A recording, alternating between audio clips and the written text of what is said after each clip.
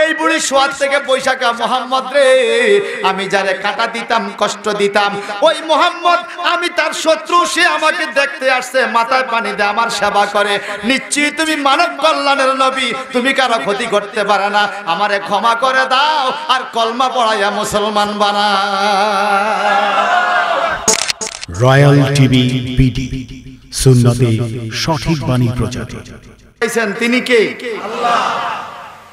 বন্ধুরা আমার, কোরআন শরীফের আয়াতের কারিমার তাফসীর শিখতে হলে 4টা মূলনীতি সম্বন্ধে ধারণা থাকতে হবে। আন্দাজি তাফসীর করলে, ব্যাখ্যা করলে ভুল হওয়ার সম্ভাবনা বেশি থাকে। পৃথিবীতে যত হাদিসের কিতাব লেখা হয়েছে, যত তাফসীরের কিতাব লেখা হয়েছে, যত ফিকহের কিতাব লেখা হয়েছে, সমস্ত কিতাব, হাজার হাজার কিতাবগুলো লেখার পিছনে কারণ হইল কোরআন বুঝা। কি বুঝা? কোরআন বুঝার জন্য এত কিতাব লেখা হয়েছে। যেমন ইলমে সারাফ, ইলমে নাহু শিক্ষা করা হয়, তাহলে সে ফিকহের কিতাব বুঝবে, হাদিসের কিতাব বুঝবে, কোরআন বুঝবে। কিন্তু হাদিসের কিতাব, কোরআন আর ফিকহের কিতাবগুলো লেখা হয়েছে শুধুমাত্র কোরআন বুঝার জন্য। তাহলে বোঝা গেল কোরআন শরীফের অনুবাদ পড়া যদি ফতোয়া দেওয়া হয়, ভুল হওয়ার সম্ভাবনা বেশি থাকে। কারণ বাংলা অনুবাদ আর তাফসীর মাহফিল আকাশ পাতালের চাইতেও বেশি ব্যবধান। আমার আল্লাহ তাবারাকা তাআলা কোরআনুল কারীম নিয়ে মানুষকে হেদায়েতের জন্য ঘোষণা দিয়েছেন, কিন্তু আপনারা কি জানেন কোরআন শরীফ মানুষকে গোমরাহ করে, ঠিক কি না? হুজুর কেমনে? একটু জবান খুলে বলতে হবে। এই কোরআন কি মানুষ হেদায়েত করে না গোমরাহ করে? কথা নাই। এই কোরআন শরীফ মানুষকে হেদায়েত করে না গোমরাহ করে? আমি যদি বলে গোমরাহ করে মানবেন? আল্লাহ যদি বলে মানবেন নি? আল্লাহ কইলেও বলে মানতো না, আল্লাহ কইলেও মানতাম না। এই জন্য তো আল্লাহ কইছে আমার নবী নূর, হইতে মানে না। ওই আল্লাহ কইলো জ্ঞান হুঁশ ঠিক রাখতে হইব। আল্লাহ যদি বলে কোরআন মানুষকে গোমরাহ করে, মানবেন না? হুজুর কোথায় কোরআন কেন গোমরাহ করবে? এটা তো ভালো জিনিস। ইউদিল্লু বিহি কাসীরা ওয়া ইয়াহদি বিহি কাসীরা ওয়া মা ইউদিল্লু বিহি ইল্লাল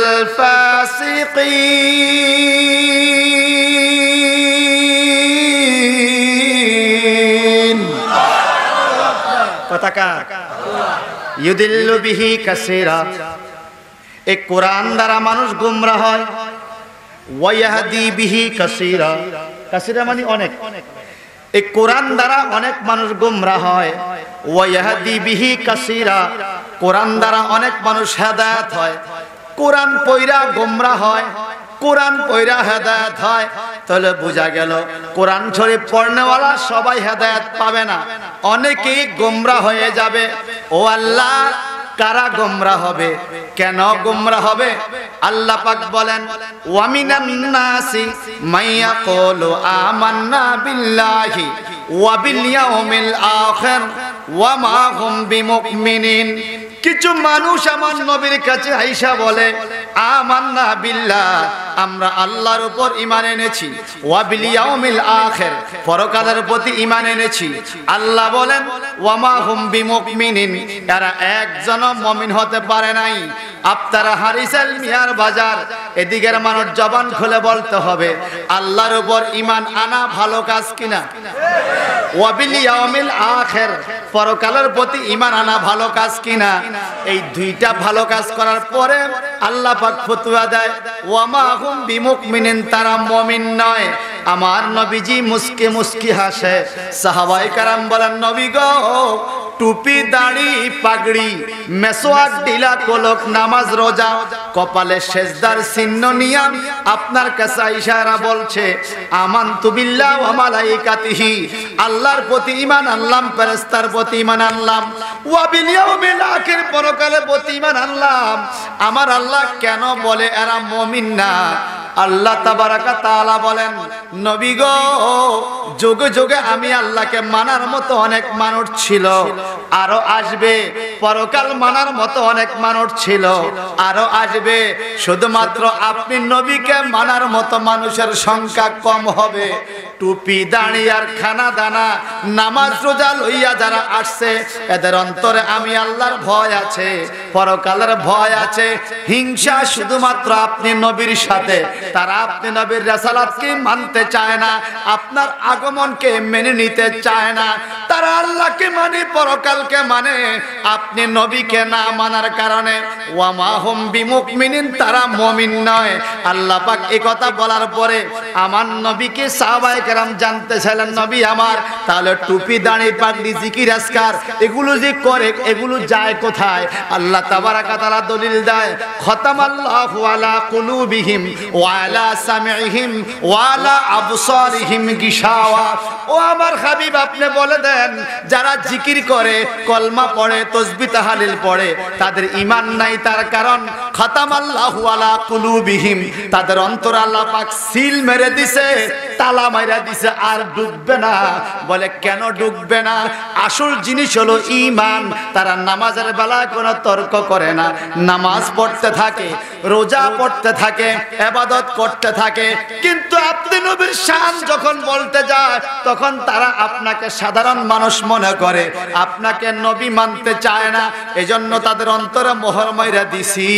এখন আল্লাহর এই প্রশ্নের এই জবাবের কারণে মানুষজন জিজ্ঞাসা করে, নবী আমার, তাহলে তারা কি শুনে না? তাদের যে কান আছে, তারা কি দেখে না? তাদের যে চোখ আছে, এরা কেন এমন হয়ে গেল?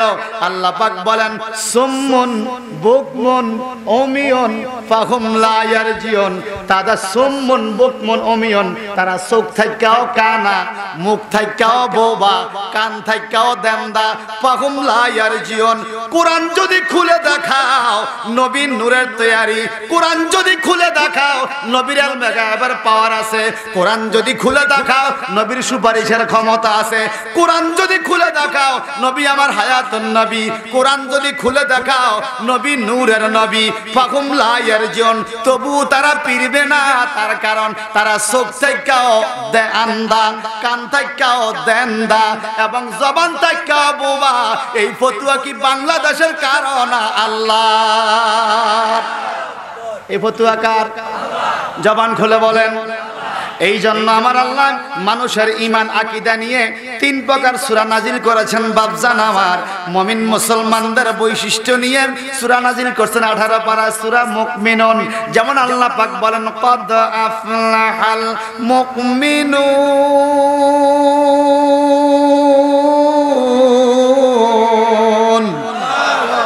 আবার আল্লাহ পাক কাফেরদের বিষয়ে বৈশিষ্ট্য নিয়ে সূরা নাযিল করছেন, সূরা কাফিরুন। যেমন আল্লাহ পাক বলেন, কুল ইয়া আইয়ুহাল কাফিরুন। আছে কিনা বলেন? এখন কিছু লোক আছে বাজান সমাজের মধ্যে, ওই নুরানি মাদ্রাসার সাথে সম্পর্ক রাখে, আবার মাদিনী মাদ্রাসার সাথে সম্পর্ক রাখে। এখানে সালিয়া মাদ্রাসার সাথে সম্পর্ক আছে, আবার কাওমি মাদ্রাসার সাথে সম্পর্ক আছে। যেই জায়গায় বৈশা মিলাদ শরীফ পড়ে, ওদের বাড়িতেও যায় খানাকা মিল্লা জিল্লা চলে। যেখানে খাড়ায় মিলাদ শরীফ পড়ে, ওখানেও খানাকা মিল্লা জিল্লা চলে। আল্লাহ পাক বলে, এদেরকে চিনা বড় মুশকিল। এরা কাফেরও নয়, এরা মুমিনও নয়। ও মাবুদ, এরা কারা? আল্লাহ পাক বলে, এরা কারা? শোনো, ইন্নাল মুনাফিকিনা লাকাযিবুন।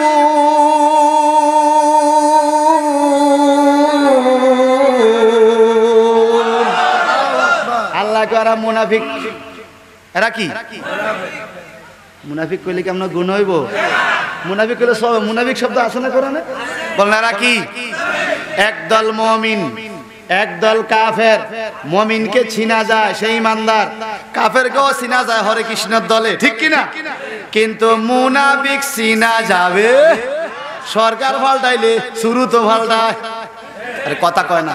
উত্তর বাজার গেলে আরেকটা, দক্ষিণ বাজার আইলে টুপি আরেকটা, টুপি 3টা বগট লইয়া আইলো ইমামতি টিকায়। কথা কোন আছে কিনা কোন? আর কি মুনাফিক না মুমিন? ওরে জোরে বলেন। হক কথা না বলিলে জিহ্বাটা কিয়ামতের ময়দানে কেচি দিয়া কাটা যাবে।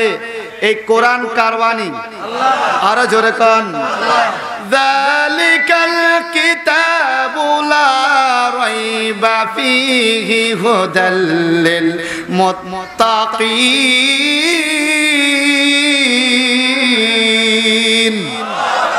এই কিতাব কার? যার মধ্যে বিন্দু মাত্র কোনো সন্দেহ। এখন আমার আল্লাহ পাক বলেন হুয়াল্লাযী বাআসা ফিল উম্মিয়িনা রাসূলা, তিনি সে জাত সত্তা যিনি তার রাসূলকে প্রেরণ করেছেন মূর্খ লোকদের কাছে। কেন পাঠাইছে মূর্খ লোকদের কাছে? কেন?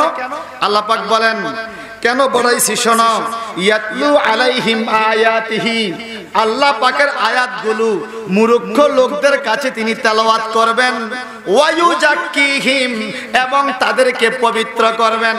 কি দ্বারা পবিত্র করবেন? ওয়ায়ুজাক্কিহিমের তাফসীর খোঁজেন, জগৎ বিখ্যাত তাফসীরে কবিরের মধ্যে পাওয়া যায় লি বায়ানিহি, নবীজি বয়ান দিয়া বক্তৃতা দিয়া মানুষকে পবিত্র করবে। কোথায় থেকে? আনিস শিরকে ওয়াল কুফরে, শিরকি এবং কুফরি কর্ম থেকে আমার নবী মানুষকে বয়ান দিয়া বুঝাইয়া হেদায়েত করবে। এজন্য নবীকে পৃথিবীতে পাঠাইলেন। এখন যিনি বয়ান দিবেন ওনার ইলম থাকা লাগে কি লাগে না? আল্লাহ পাক বলেন আর রহমান আল্লামাল কোরআন খলাকাল ইনসানা আল্লামাহুল বায়ান। আল্লাহ রহমান আল্লামাল কোরআন, আল্লাহ পাক নবীকে কোরআন শিক্ষা দিয়েছেন। খলাকাল ইনসান আয়াতের তারতিব অনুযায়ী যদি চিন্তা করেন, আল্লাহ মানবীয় সুরুত দেওয়ার আগে আলমে আরোহা রাখা অবস্থায় আমার নবীকে 30 পারা কোরআন শিক্ষা দিয়েছেন। শুধু কোরআন শিক্ষা দিয়া ক্ষান্ত হন নাই, আল্লামাহুল বায়ান, নবীকে আল্লাহ পাক বয়ান শিক্ষা দিয়েছেন, বক্তৃতা শিক্ষা দিয়েছেন। কোন বয়ান শিক্ষা দিয়েছেন? জগৎ বিখ্যাত তাফসীরে কিতাব তাফসীরে কানজুল ঈমানের মধ্যে পাওয়া যায়। কি বয়ান শিক্ষা দিয়েছেন আমার নবীকে? মা কানা ওয়া মা ইয়াকুন। কানা হলো পাস্ট টেন্স, ইয়াকুন হলো প্রেজেন্ট টেন্স, ফিউচার টেন্স। আল্লাহ পাক নবী গো, মা কানা, আপনার আগমনের পূর্বে যা কিছু হইয়াছে, খোদার খোদাইত্বের শুরু থেকে 12 রবিউল আউয়াল পর্যন্ত যা কিছু হইয়াছে সবকিছু আপনাকে শিক্ষা দিয়েছি। ওয়ামা ইয়াকুন, এখন থেকে কিয়ামত পর্যন্ত এবং কিয়ামতের পরেও কি হবে সবকিছু বক্তৃতা বয়ান আমি আল্লাহ আপনি নবীকে শিক্ষা দিয়েছি। আরো জোরে বলেন। তাহলে শিখাইছে কে? এই জন্য আল্লাহ পাক বলেন ইয়াতলু আলাইহিম আয়াতিহি, আমি কোরআন থেকে বলতেছি না, ইয়াতলু আলাইহিম আয়াতিহি ওয়া ইউযাক্কিহিম, পৃথিবীর মানুষদেরকে পবিত্র করবে বি বায়ানিহি, নবীর বয়ান দ্বারা। এখন নবী কি বয়ান দিবে, কেমনে বয়ান দিবে? বয়ান দিতে হলে তো খুতবা শিখতে হয়। এখন যদি কেউ বলে আমার মসজিদের খুতবা দিবে, ওনার নাম না খতিব, আমার নবী বয়ান দিবে, ওনার নাম কি খতিব সাহেব কিনা? উনি তো শুধু নবী। আমার নবীকে তোমরা জানো না, লিকুল্লি আম্বিয়া মিম্বারুন ফি ইয়াউমিল কিয়ামা, সমস্ত নবীদের জন্য কিয়ামতে একটা মিম্বর থাকবে, বসার আসন থাকবে। ওয়ালি মিম্বারুন, আমি নবীর জন্য একটা মিম্বর থাকবে কিয়ামতে। লক্ষ লক্ষ নবীরা লিয়া হামসানির নিচে বসে যাবে, আমি নবী বসবো না। সাহাবায়ে কেরাম বলেন নবী আমার সবাই বসবে মিম্বরে, আপনার মিম্বরে আপনি বসবেন না কেন? আমার নবী বলেন আনা খাতিবুহুম, সুবহানাল্লাহ বলেন, আনা খাতিবুহুম, আমি হলাম খতিব। খতিবের কাজ হলো খুতবা দেওয়া। ও নবী গো, কি খুতবা দিবেন? আল্লাহ তাবারাকা তাআলা বলেন ইয়াউমা ইয়াকুমুর রূহু ওয়াল মালাইকাতু সাফফা লা ইয়াতাকাল্লামুনা ইল্লা মান আযালাহুর রহমান ওয়া ক্বালা সাওয়াবা। কঠিন কিয়ামতের ময়দানে ফেরেশতারা কাতারে দাঁড়িয়ে থাকবে, মানুষগুলো কাতারে দাঁড়িয়ে থাকবে। লা ইয়াতাকাল্লামুন, আল্লাহর ডরে কেউ কথা বলবে না। যেখানে কথাই বলতে পারবেন না, আপনি কিসের খুতবা দিবেন, কিসের খতিব হবেন? আমার নবীজি কয়, আমি প্রথম খতিব হব। আল্লাহ পাক কাহারিয়ত নজরে কিয়ামতের ময়দানে নজর দিবেন। মানুষগুলো কাঁপতে থাকবে, কাটা মুরগির মতো লাপাইতে থাকবে। কেউ আল্লাহর সাথে কথা বলতে সাহস করবে না। আল্লাহর মেজাজ এত গরম থাকবে। আমি সর্বপ্রথম মধুর সুরে আল্লাহর সাথে কথা বলে বলে আল্লাহর রাগ কমাবো। এবার আল্লাহ বলবে, আপনি খুতবা দিতে থাকেন। লক্ষ লক্ষ নবীরা বসে থাকবে, আমি নবী কিয়ামতের ময়দানে দাঁড়াইয়া ওয়াজ করতে থাকবো। তাহলে আমার নবী দুনিয়ারও খতিব, কিয়ামতের ময়দানেরও। আর আমগো দেশে দুনিয়ার সব কিন্তু খতিব না, কিছু আছে এলাকার খতি। কি কি খতি? কি প্রথম খতিব হয়, প্রথম খতিব হয়, মিলাদ পড়ে, প্রথম ইন্টারভিউতে মিলাদ পড়ে, কিয়াম করে সব ঠিক আছে, আমি খতিব। এইবার 2-10 জুমা যাওয়ার পরে আস্তে আস্তে ক্ষতি শুরু করে। আজানের দুরূদ শরীফটা না পড়লে সারে, জানাজার দোয়া না পড়লেও সারে, এরকম না পড়লে সারতে সারতে আস্তে আস্তে ক্ষতি করা শুরু করে। তো সে কি খতিব না ক্ষতি? জোরে বলেন। তা আমরা কি মসজিদে খতিব রাখবো না ক্ষতি রাখবো? হুঁশিয়ার, খবরদার। ক্ষতি রাখলে শেষ, ক্ষতি রাখলে। ভাইজান রে আমার, আমি কোরআনে পাকের আয়াতটা বলে নির্দিষ্ট সময়ের মধ্যে শেষ করব। আল্লাহ তাবারাকা তাআলা বলেন, আমার নবী বয়ান দেয়। এবার জবান খুলে বলেন, যিনি বয়ান দিবেন ওনার এলেম লাগে কিনা? নাকি এলেম ছাড়া বয়ান চলে? জোরে বলেন, লাগে। যিনি বয়ান দিবেন ওনার এলেম লাগে। তা আল্লাহ পাক বলেন, আল্লামাকা মালাম তাকুন তাআলাম।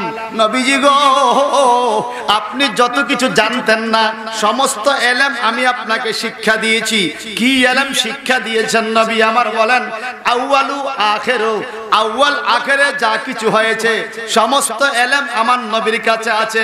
একদিন মসজিদে নববীর মিম্বরে দাঁড়াইয়া আমার নবী কয়, তাসআলুনি, তোমরা আমাকে প্রশ্ন করো। কি প্রশ্ন করবা? যেই কোনো প্রশ্ন করতে পারো। সাহাবায়ে কেরাম প্রশ্ন করা শুরু করলেন। ফজরের পরে নবী উত্তর দিতেছেন আউয়াল থেকে আখির, কি হইছে আর কি হবে, খোদার খোদাইত্ব কোন জায়গা কি আছে। সাহাবায়ে কেরাম বলেন, যোহরের নামাজের সময় হয়ে গেল, যোহরের আযান হলো, নবী আমাদেরকে নামাজ পড়লেন। নামাজের পরে আবার দাঁড়িয়ে গেলেন মিম্বরে, তোমরা আমাকে প্রশ্ন করো। নবী আবার প্রশ্ন করা শুরু করলেন, জবাব দেওয়া শুরু করলেন। দিতে দিতে আসরের সময় হয়ে গেল। এবার আসরের আযান হলো। আসরের নামাজের পরে নবী আবার দাঁড়িয়ে গেলেন, মানুষ প্রশ্ন করতেছে, নবী আবার জবাব দিয়ে দিতে মাগরিবের সময় হয়ে গেল। এইভাবে কয়েকটা নামাজ পড়ে আর শুধু জবাব দেয়। সাহাবায়ে কেরাম বলেন, খোদার খোদাইত্বের শুরু থেকে যারা জান্নাতে যাবে, কে কোন আমলের কারণে জান্নাতের কোন জায়গা থাকবে, আবার কে কোন পাপের কারণে জাহান্নামের কোন জায়গা থাকবে, সমস্ত বয়ানগুলো বিস্তারিত নবী আমাদেরকে দিয়েছেন। নবী ঠিকই দিয়েছেন। আমরা কেউ কিছু মনে রাখতে পেরেছি, অনেকেই অনেক কিছু ভুলে গেছি। সব কথার মূল কথা হলো আল্লাহ পাকের যত এলেম আছে, আল্লাহ পাকের খোদাইত্ব চালাইবার এলেম যতগুলো দরকার, সমস্ত এলেমগুলো নবীকে আল্লাহ পাক দান করেছেন। যেমন জগৎ বিখ্যাত মুফাসসির হযরতে জালালউদ্দিন সুয়ুতী রাহমাতুল্লাহ আলাইহি ওনার কিতাব তাফসীর জালান শরীফের মধ্যে লিখেছেন, আল্লামাহুল্লাহু তাআলা বিজামি মুগিবাতিদ দুনিয়া ওয়াল আখিরা। বিজামি, জামি মানে সব, মুগিবাতিদ দুনিয়া ওয়াল আখিরা। ইমাম জালালউদ্দিন সুয়ুতী বলে, ও জগতের মানুষে, এই দুনিয়াতে যত গোপন তথ্য আছে সমস্ত গোপন তথ্য আল্লাহ নবীকে শিক্ষা দিয়েছেন। ওয়াল আখিরা, এবং পরকালে যত গোপন তথ্য আছে সমস্ত গোপন তথ্য আল্লাহ নবীকে শিক্ষা দিয়েছেন। একটু জবানটা বড় করে কেন আল্লাহু আকবার, আর জোরে। এই জন্য আমার আল্লাহ পাক বলেন, আমি এমন নবী পৃথিবীতে পাঠাইলাম, ইয়াতলু আলাইহিম আয়াতি, যিনি আয়াতগুলো তেলাওয়াত করে মানুষকে শিখাবেন, শোনাবেন। ওয়ায়ুযাক্কিহিম, পৃথিবীর মানুষকে পবিত্র করবেন। এইবার আসেন পরবর্তী কথা, আল্লাহ কি বলে, ওয়ায়ুআল্লিমুহুমুল কিতাব। আল্লাহু আকবার। এবং তিনার দ্বারা পৃথিবীর মানুষকে কিতাব শিক্ষা দেওয়া হবে। কিতাব কি? কিতাব কি আমাদের সডি বই? নুরানি কায়দাকে কিতাব বলে? কিতাব কি? বুখারী শরীফ, মুসলিম শরীফ, আবু দাউদ শরীফ, নাসাই শরীফ, তিরমিজি শরীফ আছে না? কোরআন শরীফ, তাওরাত শরীফ, ইনজিল শরীফ, জব্বুর শরীফ, এভাবে আসমানি কিতাব, এগুলো বড় বড় কিতাব। আপনাদের এলাকা মাঝে মাঝে বুখারী খতম হয় না বিভিন্ন জায়গায়? বুখারী শরীফ খতম করতে হলে বড় বড় মুহাদ্দিসদেরকে নিয়ে বুখারী পড়াইতে হয়। সাধারণ আলেম যারা ইমামতি করেন বা অনেকে আছে একটু কম লেখাপড়া করছে, ইমামতি করতে পারে, ওনারা বুখারী পড়তে চায় না, কারণ ওখানে জ্যাজ জবর পেশ কিছু নাই। এই ইবারত পড়তে হলে এরাব ছাড়া আরবি কায়দা জানতে হবে, গ্রামার জানতে হবে। ভালো আলেম ছাড়া পড়তে পারে না। তো বড় কিতাব পড়তে হলে বড় আলেম লাগে। আল্লাহ পাক বলে ওয়ায়ুআল্লিমুহুমুল কিতাবা, এমন নবী দুনিয়াতে আসছে যিনি তাদেরকে কিতাব পড়াইবে। যিনি কিতাব পড়ায় উনি বড় আলেম কিনা বলেন? আর বলেন বড় আলেম কিনা? এখন যদি কোনো ক্রিকেটার, গায়িকা, নায়িকা আর সুটকা মানুষে বলে নবীর কোনো এলেম কালাম নাই, এটা কি মেনে নেওয়া যায়? মেনে নেওয়া যায়? তার খুব এলেম আছে। আল্লাহ পাক বলেন শুধু তাই নয়, ওয়াল হিকমাতা ওয়া ইউআল্লিমুহুল কিতাবা ওয়াল হিকমা, তিনি তোমাদেরকে কিতাব ও শিক্ষা দিবে, হিকমত শিক্ষা দিবে। তো হিকমতটা কি? জ্ঞান বিজ্ঞান। কি জ্ঞান বিজ্ঞান? আমাদের দেশের কবি সম্ভবত কাজী নজরুল ইসলাম বলেছিলেন, বিশ্বটাকে দেখবো আমি আপন হাতে মুঠু করে, আমি আমার মুঠের ভিতরে সারা পৃথিবী দেখব। কবির কল্পনা আর জল্পনা, বর্তমান বিজ্ঞানের বাস্তবতা, এই একখান ছোট জিনিস হাতের মুঠের মধ্যে আসেনি। আচ্ছা, কোন দেশ দেখা যায় না বলেন? কোন দেশ দেখা যায় না বলেন? সব দেখা যায়। এবার একটু জবান খুলে বলতে হবে আমার সাথে, আমার বাম হাতে মোবাইল, ডান হাতে কোরআন, কোনটার পাওয়ার বেশি? না, আপনাদের শক্তি কমে গেছে। কোনটার পাওয়ার? সত্যি, এটা আমরা মানি। আমি তো এটা দিয়ে কল দিলে আরেকজনের কথা শুনবে, কোরআন দিয়ে কি শোনা যায়? কে কইছে শোনা যায় না? এটার মধ্যে নেট আছে, কারেন্ট লাগে, চার্জ লাগে, এমবি লাগে, ব্যালেন্স লাগে, কেমন ব্যাটারি লাগে, টাকা দিয়ে কিনতে হয়। এটার মেয়াদ আছে। এই কোরআন শরীফের মেয়াদ কতদিন? হ্যাঁ, জোরে বলেন না। কার আজীবন? কি আজীবনও একটা সময় আছে। আমার দেশে যারা যাবজ্জীবন কারাদণ্ড, এটারও একটা মেয়াদ আছে। যাবজ্জীবন মানে মরণোত্তর, এটার একটা মেয়াদ, নির্দিষ্ট টাইম। কোরআন শরীফ এমন একটা কিতাব যা শেষ হওয়ার মতো কোনো মেয়াদ নাই। এটা আল্লাহ পাক হেফাজত করেছে। এই মোবাইল দিয়ে যদি কল দিলে আমেরিকা, লন্ডন, সৌদি আরব থেকে আপনাকে দেখা যায়, শোনা যায়, জানা যায়, বোঝা যায়। এই কোরআনের কলেও দেখা যায়, জানা যায়, শোনা যায়, বোঝা যায়। কারণ কোরআন থেকে গবেষণা করে কম্পিউটার আবিষ্কার, কম্পিউটার থেকে মোবাইল আবিষ্কার। আমরা যদি কোরআনকে ভালোভাবে ধারণ করতে পারি, আমরা মনে করি শুধু কোরআন শরীফ তেলাওয়াতের বিষয়, পড়লাম আর মা বাবার জন্য কানলাম, বাজান রে, এরকম নয়। একজন রাজনীতিবিদ যদি কোরআনকে ফলো করে, তার রাজনীতি জীবন সুন্দর হবে। আমার নবীর রাজনৈতিক জীবনে কোরআন থেকে উদ্ঘাটন করতে আপনি পারবেন। একজন ব্যবসায়িক ভাই যদি কোরআনকে ফলো করে, তার ব্যবসা সুন্দর চলবে। একজন পরিবারের কর্তা যদি কোরআনকে ফলো করে, তার পরিবার সুন্দর চলবে। একজন নামাজি, একজন রোজাদার, একজন হাজি, অর্থাৎ টোটাল মানব জাতির পৃথিবীতে থাকা, পরকালে কল্যাণ পাওয়ার জন্য যত কিছু প্রয়োজন এই কিতাবে আছে কিনা?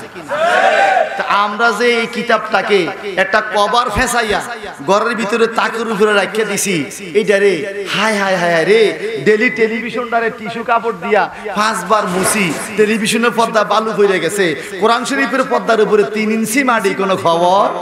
তো এই জাতির উপর রহমত কেমন আইবে? এ কথা ঠিক কিনা বলেন?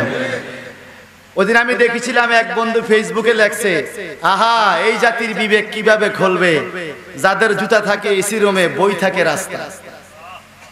আল্লাহ পাক রব্বুল ইজ্জত আমার নবীজিকে পৃথিবীতে পাঠাইছেন মানুষের বিবেককে জাগ্রত করে দেওয়ার জন্য, এলেমকে শিখিয়ে দেওয়ার জন্য, বুঝিয়ে দেওয়ার জন্য। কথা বলেন ঠিক কিনা?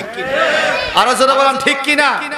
কিন্তু সেই নবীর আগমনকে যারা খুশি হতে পারে না, যারা নবীর আগমনকে অসন্তুষ্টের কিছু মনে করে, বোঝা গেল এদের অবস্থা ওই লোকের মতো যে জুতাকে এসিতে রাখছে, বইকে রাস্তায় ফালায় রাখছে।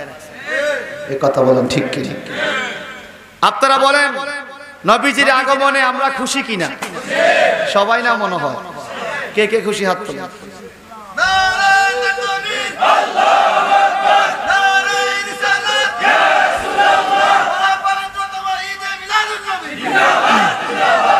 আল্লাহ কি বলে? আল্লাহ কি বলে দেখেন, আল্লাহ কি বলে? ওয়াজাদাকা দাল্লান ফাহাদা ওয়াজাদাকা আইলান ফাআগনা ফাআম্মাল ইয়াতীমা ফালা তাকহার ওয়াআম্মাস সাইলা ফালা তানহার وَأَمَّا بِنِعْمَةِ رَبِّكَ فَحَدِّث। সবাই যাদের জবান আছে সিল্লি এখন আল্লাহু আকবার। আল্লাহ বলে ওয়াম্মা বিনি'মাতি রাব্বিকা ফাহাদ্দিস। আল্লাহ পাক যে নিয়ামত তোমাদেরকে দিয়েছে এই নিয়ামতের আলোচনা করো। কি করো? ফাহাদ্দিস মানে আলোচনা। এবার জবান খুলে বলেন নবী নিয়ামত কিনা? সবাই বলেন নবীজি নিয়ামত কিনা? আর শয়তানের জন্য কি নিয়ামত না কিয়ামত? শয়তানের জন্য নিয়ামত হলে কি আর মাথা বাড়িয়ায়? মুমিন মুসলমানের জন্য নবী নিয়ামত। এই নিয়ামতের আলোচনা করার হুকুম কার? আরো জোরে আল্লাহ পাক বলেন আমি আপনাকে এতিম অবস্থা পাইয়া আশ্রয় দিছি। সুবহানাল্লাহ। সূরা ওয়াদ-দুহার মধ্যে ওয়াদ-দুহা ওয়াল-লাইলি ইযা সাজা মা ওয়াদ্দাকা রাব্বুকা ওয়া মা ক্বালা ওয়ালাল আখিরাতু খায়রুল লাকা মিনাল উলা ওয়ালা সাওফা ইউতিকা রাব্বুকা ফাতারদা আলাম ইয়াজিদকা ইয়াতীমান ফাআওয়া আলাম ইয়াজিদকা ইয়াতীমান ফাআওয়া। আমি আল্লাহ কি আপনাকে এতিম অবস্থা পাইয়া আশ্রয় দেই নাই? খুব খেয়াল করে শোনেন।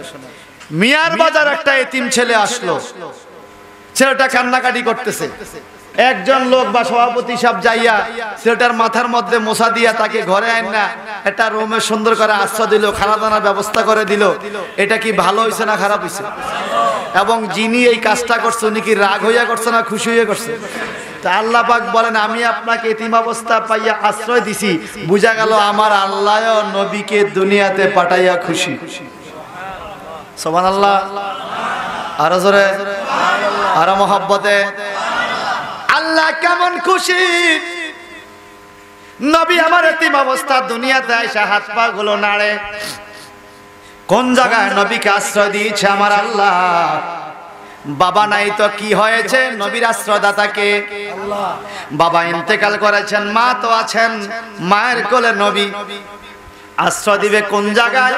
আল্লাহ পাক নবী আগমনের পূর্বেই নবী যেন এতিমের হাল বুঝতে না পারে, নবীর যেন কষ্ট না হয়, জিব্রাইল আমিনকে ডেকে বলে জিব্রাইল তুমি জান্নাতে চলে যাও, সুন্দর সুন্দর হুর গেলমান নিয়ে জান্নাতি নারীদেরকে নিয়ে নবীদের মা নবীদের বিবি যারা জান্নাতি ওনাদেরকে নিয়ে আমেনার ঘরে চলে যাও।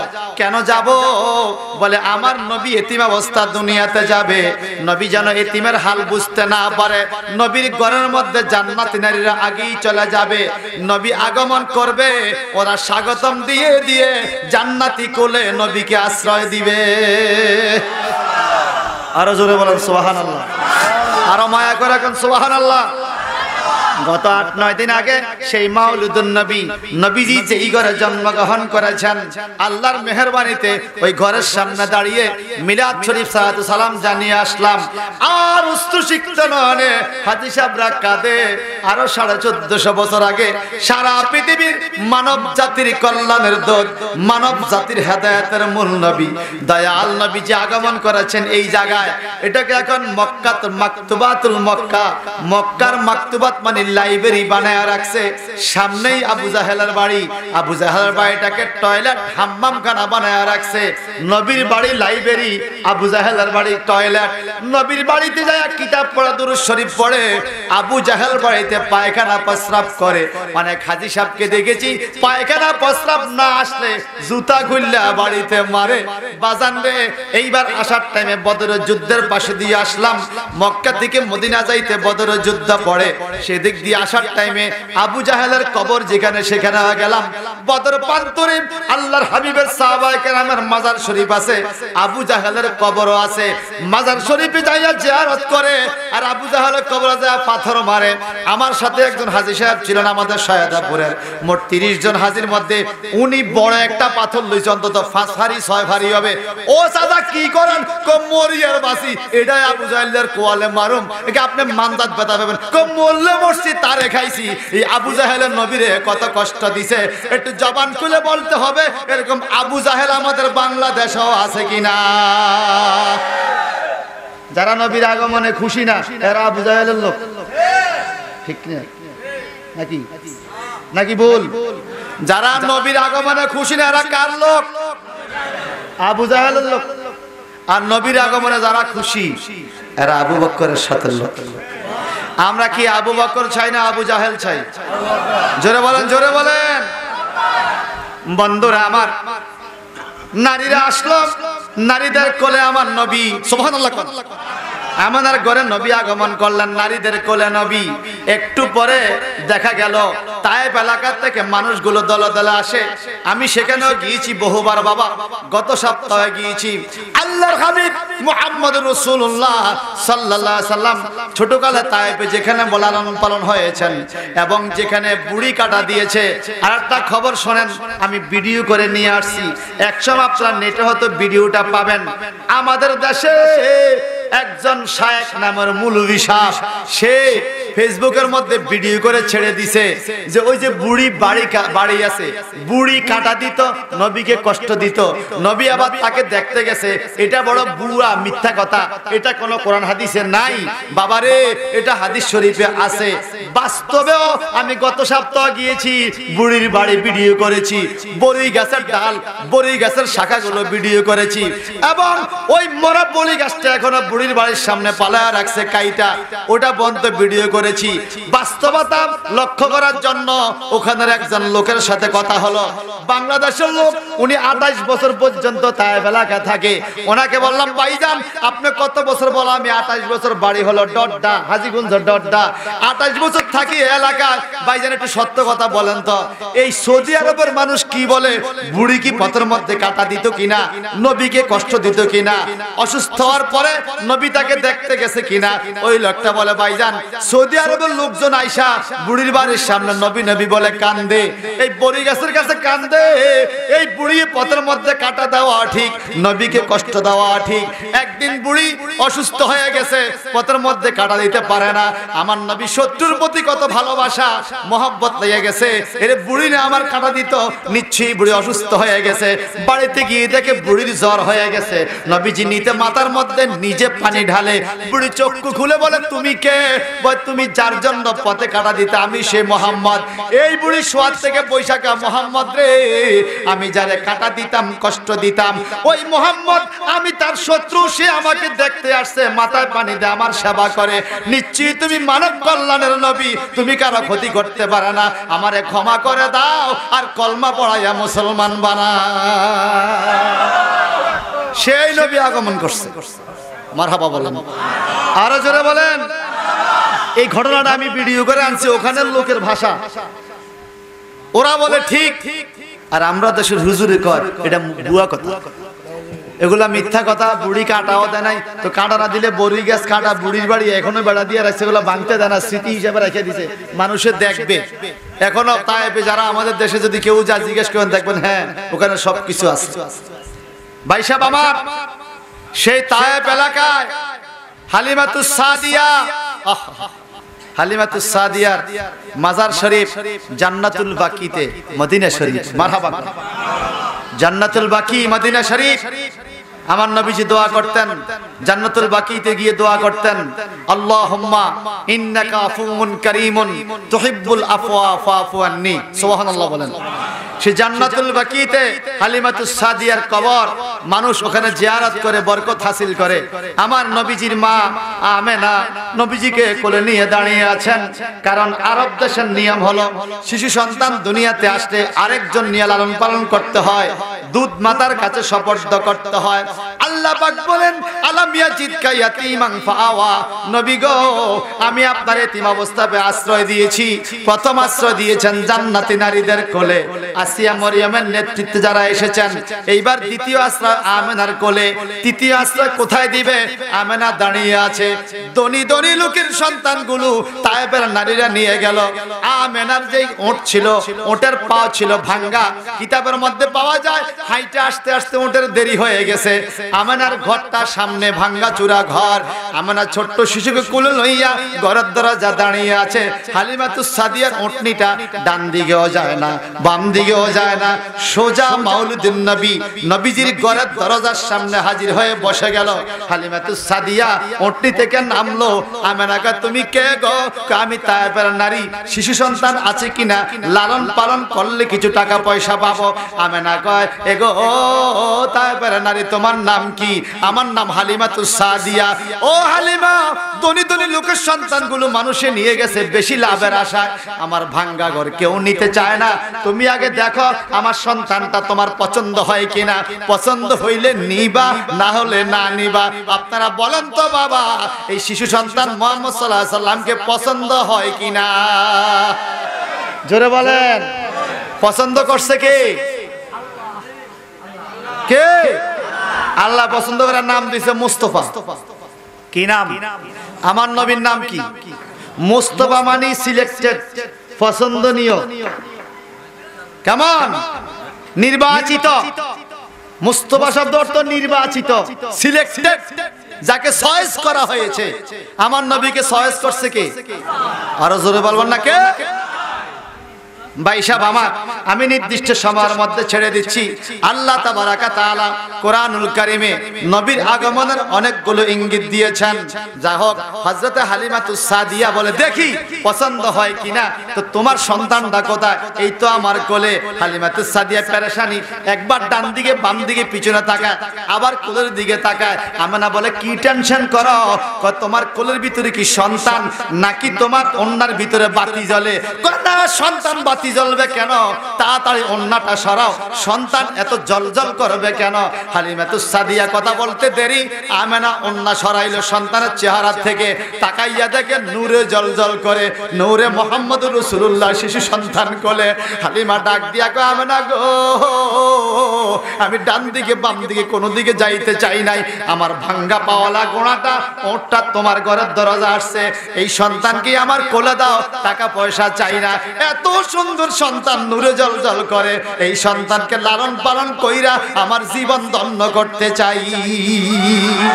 হালিমাতুস সাদিয়া ওনাকে কোলে নিয়ে এবার ওটনির উপরে বসলো। হালিমা লক্ষ্য করে দেখতেছে হালিমার চোখে পানি আসতেছে বাতাসের বাড়িতে। বলে, কেন পানি আসে?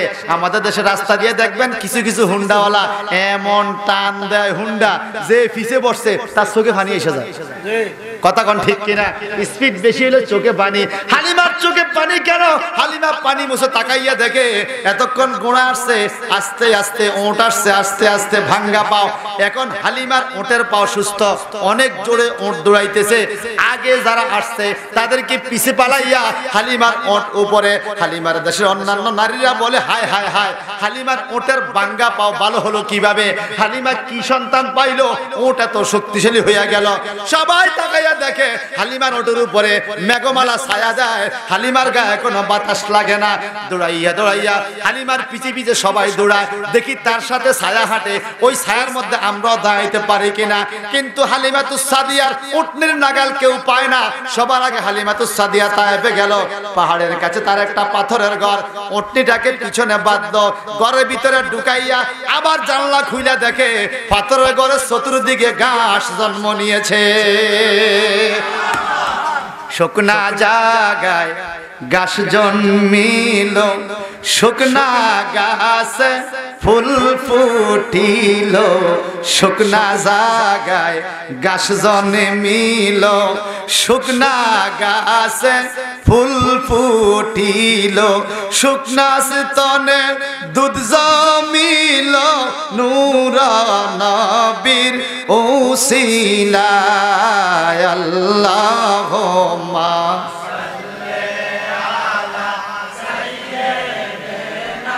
মুহাম্মাদ নবী মাওলানা জোরে জোরে আল্লাহুম্মা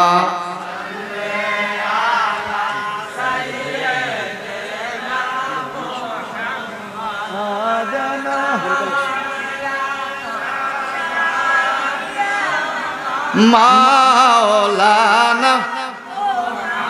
হালিমাতুস সাদিয়ার ঘরে আমার নবী, এই ব্যবস্থা কে করছে? আশ্রয় কে দিছে? ওই যে আলাম ইয়াজিদকে ইয়াতীমান ফাআওয়া, আমি আপনার এতিম অবস্থায় আশ্রয় দিছি, মারহাবা কর। হালিমাতুস সাদিয়ার পরে আবার আমাদের ঘরে, আমাদের ইন্তেকালের পরে এবার দাদা আব্দুল মুত্তালিবের ঘরে, আব্দুল মুত্তালিবের ইন্তেকালের পরে এখন কার কাছে দিবে?